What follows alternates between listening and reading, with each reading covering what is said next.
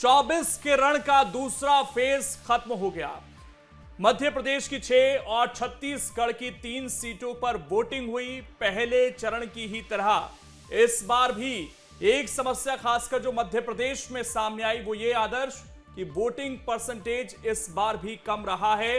तमाम कोशिशों के बावजूद लोग घरों से कम बाहर निकले। 6 बजे तक का आंकड़ा सामने आया, हो सकता है कि वो थोड़ा सा अपडेट हो, लेकिन पिछली बार का आंकड़ा छू पाएगा मुश्किल लग रहा है। हालांकि छत्तीसगढ़ के लोगों ने सबको चौंकाया। देश में अगर कहें सबसे बेहतर वोटिंग कहीं दिखी तो वो छत्तीसगढ़ में ही दिखी।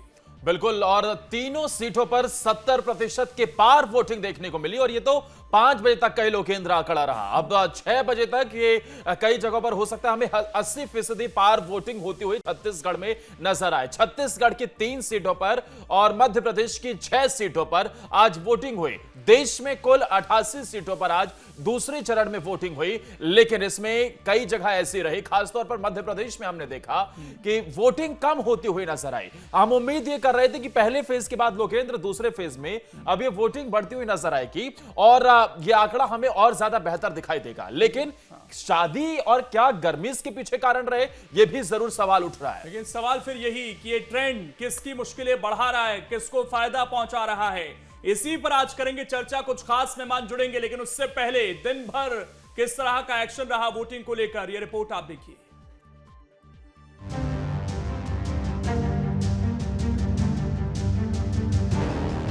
दूसरे चरण का चुनाव खत्म हो गया है। ईवीएम में प्रत्याशियों की किस्मत कैद हो चुकी है। पोलिंग पार्टियां रवाना हो चुकी हैं। मध्य प्रदेश में 6 लोकसभा सीटों पर वोटिंग हुई। वोटरों ने बढ़ चढ़ लोकतंत्र के उत्सव में हिस्सा लिया और अपने मत का प्रयोग किया। युवा, महिलाएं, बुजुर्ग लाइन में लगे नजर आए तो दिग्गजों ने भी अपना वोट डाला। नेता मंत्री अपने अपने क्षेत्र में वोट करने पहुंचे। खजुराहो में वीडी शर्मा, दमोह में पूर्व मंत्री जयंत मलैया ने वोट किया। बॉलीवुड एक्टर आशुतोष राणा ने नरसिंहपुर के गाड़रवाड़ा में वोट डाला। मध्य प्रदेश की 6 सीटों पर कुल 80 उम्मीदवारों की किस्मत ईवीएम में कैद हो गई है। मध्य प्रदेश में दूसरे चरण में 58.35% वोटिंग हुई।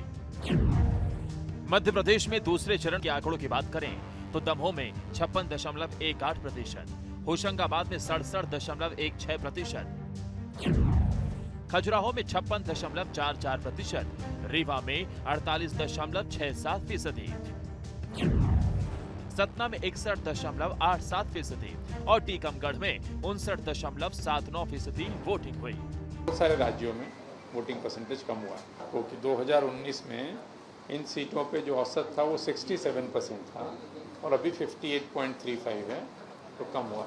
हम प्रयास कर सकते हैं, हम लोग लगातार प्रचार प्रसार कर रहे हैं। अब उसके बाद वोटिंग परसेंटेज जनता उस दिन वोट देने आती है, कितना आती है नहीं आती है, अपना काम है। और हम मतदाता की सुविधा के लिए तमाम व्यवस्थाएं कर रहे हैं, प्रचार प्रसार भी कर रहे हैं। प्रयास जारी है कि अधिक से अधिक लोग वोट करें। वहीं एमपी के बाद बात छत्तीसगढ़ की करें तो यहां भी वोटर्स ने बढ़ चढ़कर अपने मताधिकार का प्रयोग किया। दरअसल दूसरे चरण में छत्तीसगढ़ की 3 सीटों पर वोटिंग हुई। इन सीटों पर वोटरों ने बढ़ चढ़कर हिस्सा लिया। हालांकि तीनों ही लोकसभा के 5 विधानसभा क्षेत्रों में दोपहर 3 बजे मतदान खत्म हो गया।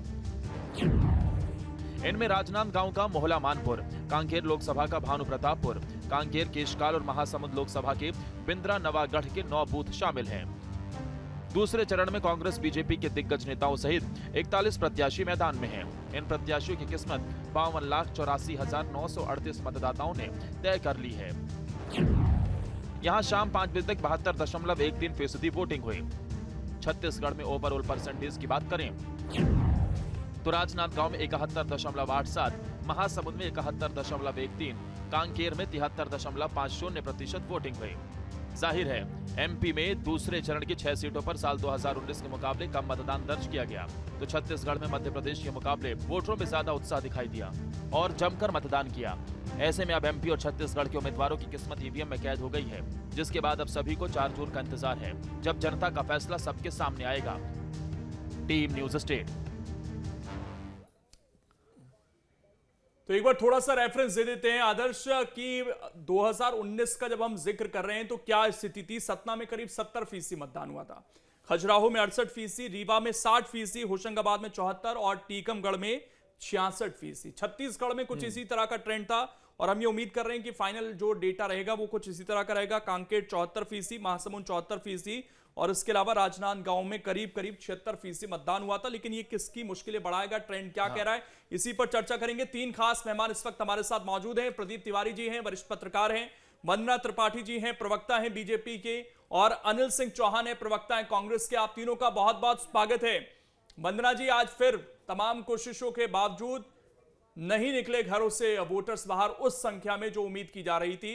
जो हमने देखा 2009 से 2014 और 19 जो एक ट्रेंड था कि वोटिंग बढ़ रही थी, वो घटी है इस बार। नमस्कार।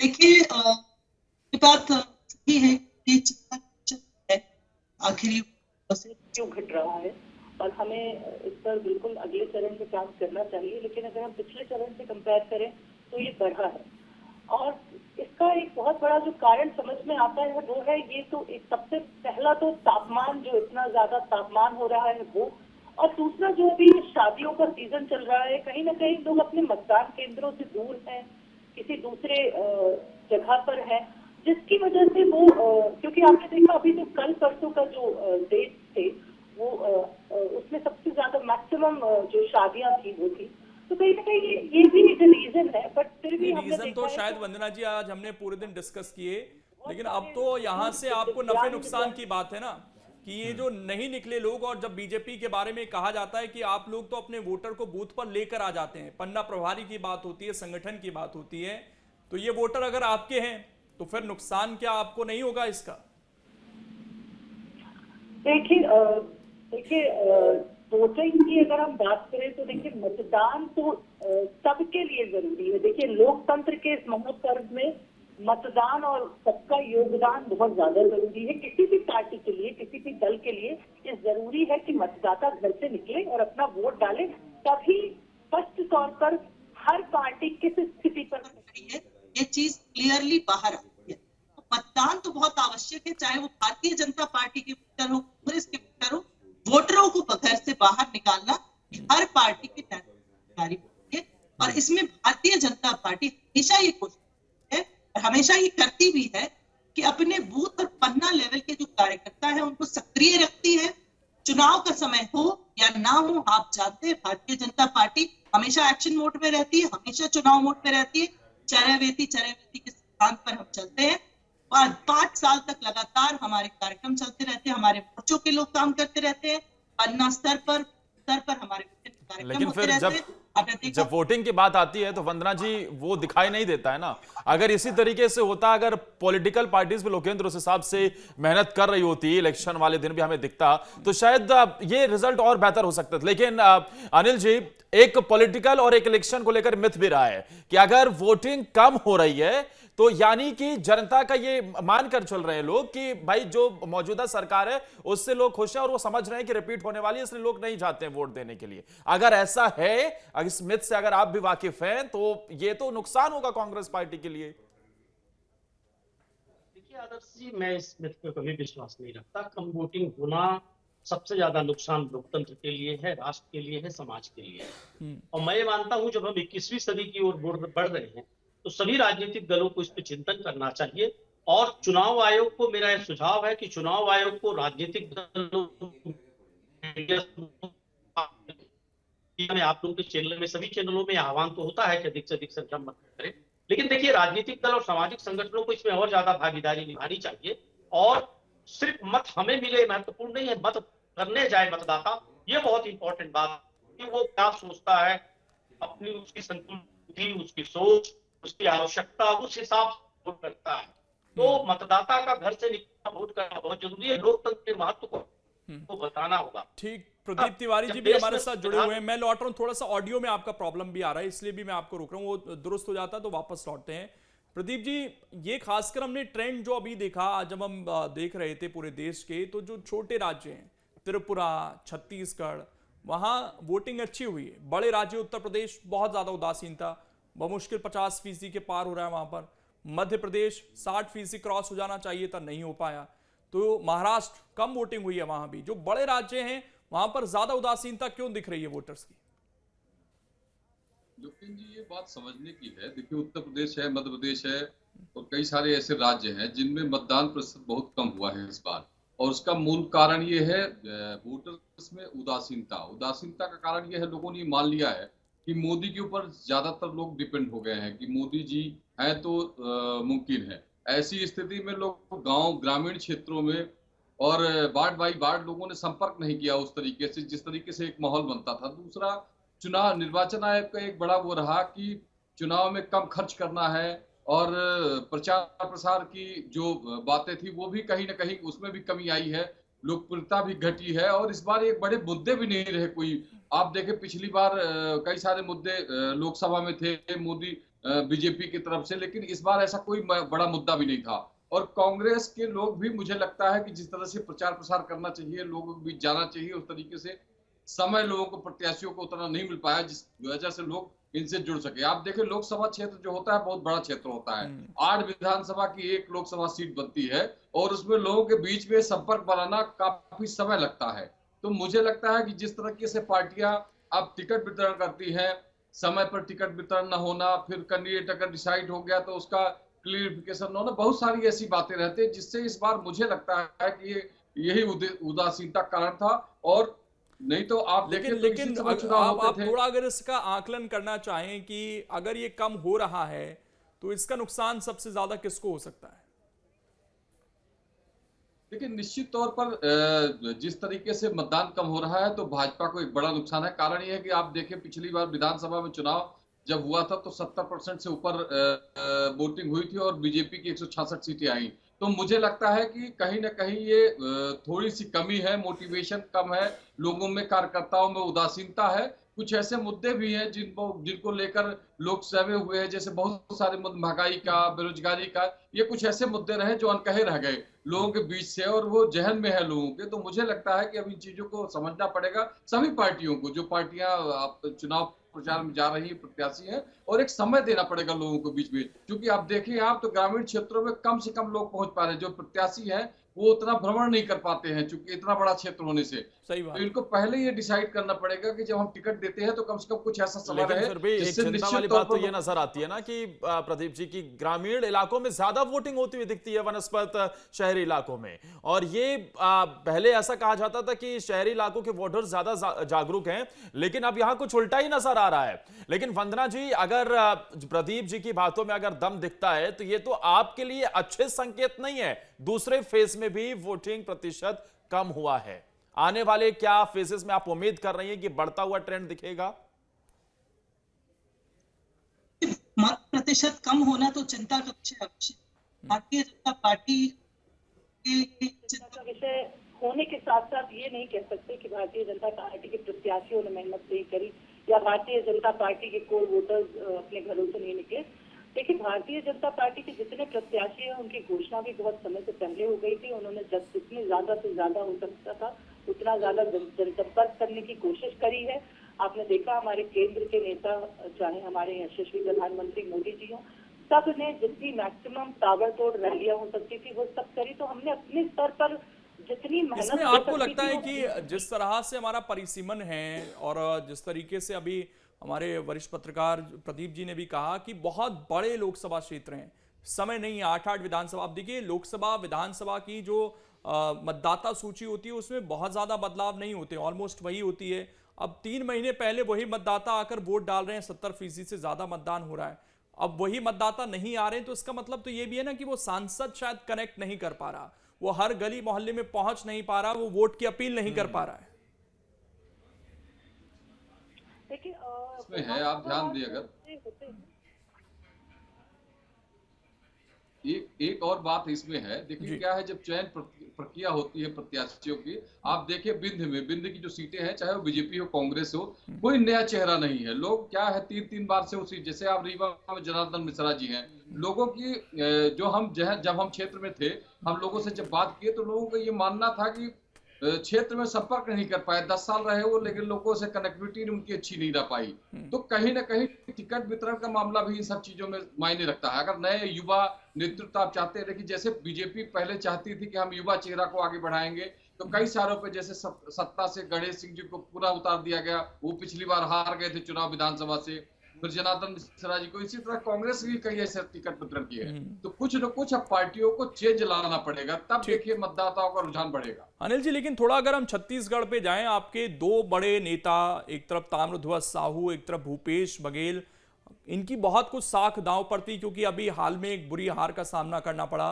हालांकि अपना चुनाव भूपेश बघेल वहां पर जरूर जीते, लेकिन अब जिम्मेदारी जब उन्होंने ली एक ऐसे क्षेत्र में जाकर जहां से ऑलरेडी एक पूर्व मुख्यमंत्री का उसे गढ़ कहा जाता है, वहां भी आप लोग मतदाता बाहर जरूर आए, लेकिन जब 2019 से हम छत्तीसगढ़ की कंपैरिजन करते हैं तो 1-2% वहां कमी दिख रहा है अभी।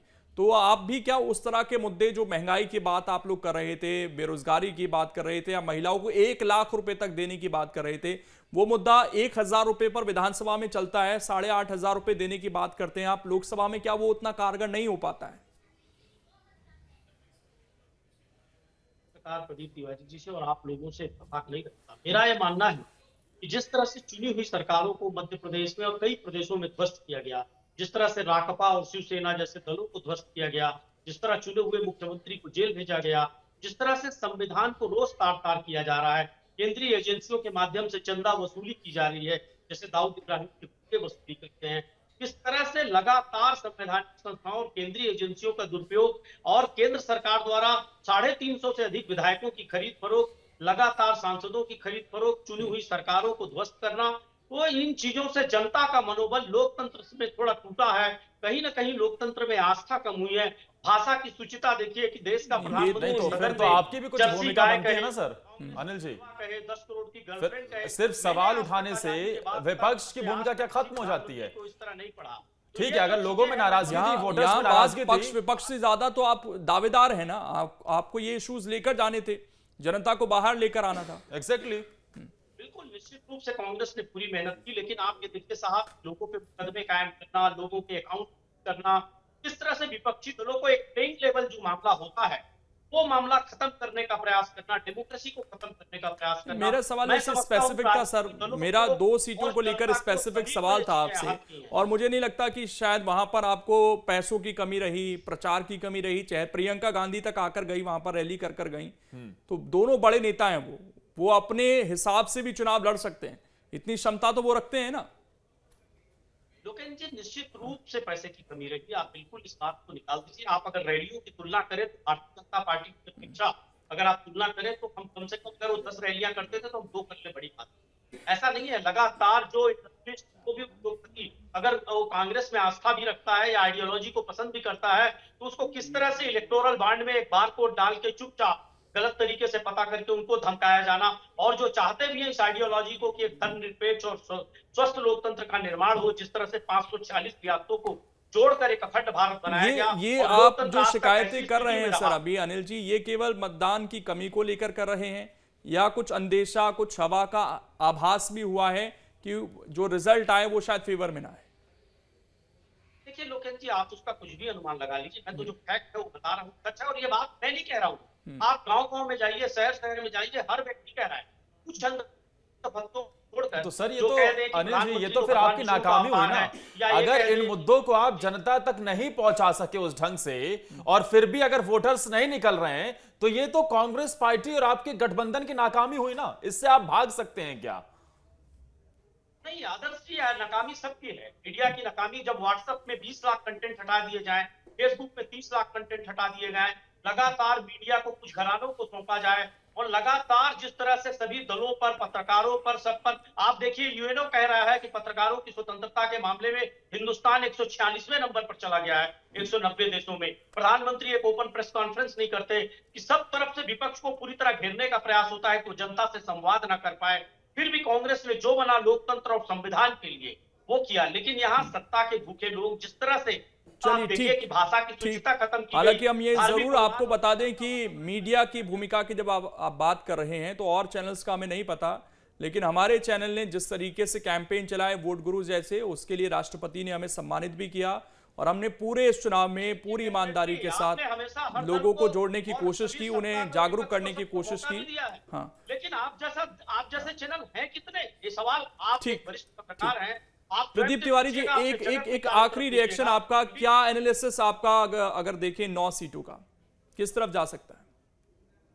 देखिए अभी जो वर्तमान रुझान है तो निश्चित तौर पर कहीं न कहीं कसमकस की स्थिति है और ये जरूर बात है कि इंडिया गठबंधन जिस तरह से हुआ था, कांग्रेस अलायंस किया था, तो इनके जो घटक दल है वो उस तरीके से सक्रिय नहीं हो पाई कांग्रेस के साथ। जिस तरीके से मध्य प्रदेश में समाजवादी पार्टी और अन्य दल, इनके आम आदमी पार्टी जहां जहां इनका वजूद रहा है, वो उस तरीके से एक्टिव नहीं। कांग्रेस ने ये जरूर प्रयास किया है, कुछ मुद्दे इनके गहन के छूट गए हैं, जिन मुद्दों को ये सरकार के विरोध में तैयार नहीं कर पाए ग्रामीण क्षेत्रों में, लेकिन मुझे लगता है कि सभी सीटों पे बड़ी कसमकस की लड़ाई है और चलिए कम अब ये मतदान होने के आकलन है चलते और वोटर कम हुआ, इसको लेकर थोड़े से दुखी हम भी जरूर हैं, लेकिन क्योंकि उम्मीद यही की जा रही है कि आने वाले जो फेज होंगे उसमें अच्छी वोटिंग हमें देखने को मिले और यहां से कम आंकड़ा बढ़ता हुआ दिखाई दे। बहरहाल रिजल्ट का इंतजार रहेगा। आप दोनों जुड़े और बीजेपी के प्रवक्ता जुड़ी हुई थी, बहुत बहुत शुक्रिया आपका। और अगले अभी तो 5 फेज बचे हुए हैं और मध्य प्रदेश छत्तीसगढ़ के फेज बचे हुए हैं, तो उम्मीद है कि वोटिंग परसेंटेज और ज्यादा बढ़ेगा।